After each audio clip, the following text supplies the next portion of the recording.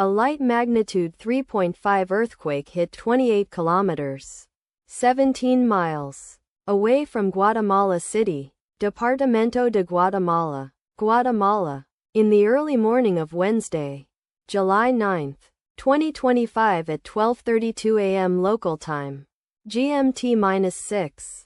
The quake had a very shallow depth of 1 kilometer, 0.6 miles, and was felt by many near the epicenter. The shallow depth of the quake caused it to be felt more strongly near the epicenter than a deeper quake of similar magnitude would. First to report, volcano discovery after 2 minutes. The earthquake occurred 19 minutes after a magnitude 3.7 earthquake had hit on Wednesday, July 9, 2025, at 12:13 a.m.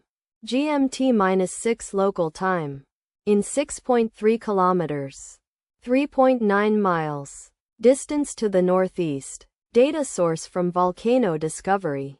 Did you feel it? Let us pray. May the earthquake that occurred not affect our brothers and sisters there.